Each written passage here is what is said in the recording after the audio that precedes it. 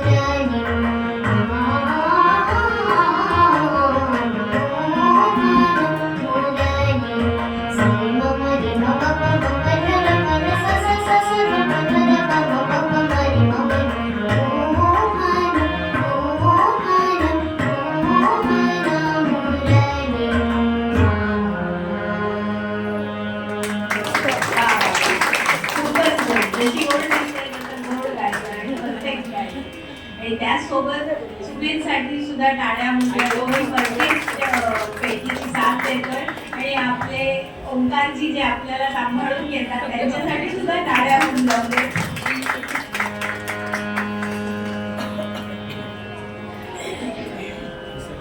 मी जसं सुरुवातीला म्हटलं की व्यासांनी महाभारत ग्रंथ लिहिला. खरं तर त्याआधी त्यांनी वेद लिहिले होते, पुराणे लिहिले होते, तरी सुद्धा त्यांना गरज वाटली की आता महाभारत ग्रंथ लिहायला हवा.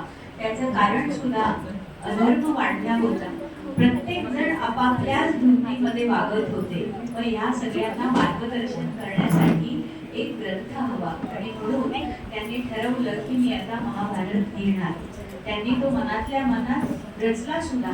पण आता तो लिखाण कोण करणार? व्यास म्हणजे केवढी बुद्धिमत्ता आणि त्यांच्या बुद्धीशी मॅचिंग होणारा लेखनिक हवा, तोही तेवढाच हुशार हवा. तर त्यांना कोणीतरी सुचवलं की शंकर आणि पार्वतीचा मुलगा आहे गणपती, तो खूप हुशार आहे, तर तो तुम्हाला चांगली मदत करेल. मग व्यासांनी आमंत्रण पाठवलं गणपतीला की तुम्ही लिहाल का माझ्यासाठी माझा ग्रंथ? गणपती म्हणाले अट आहे, माझी लेखणी सुरू झाली की मी ते थांबवणार नाही बुवा.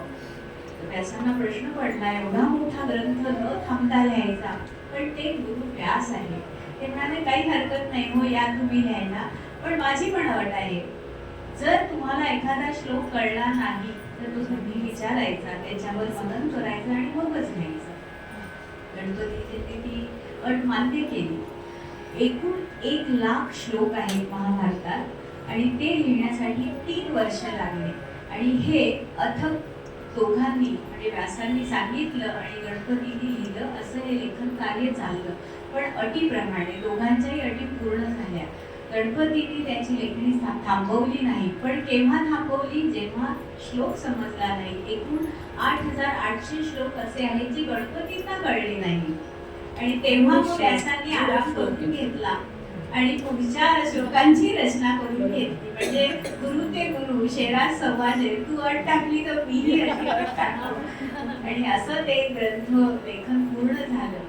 अशा या गणपतीला, आपल्या विघ्नहर्त्याला आपण आता नमन करूया आणि त्यासाठी मी सुमेधाताई देशपांडे यांना आमंत्रित करते.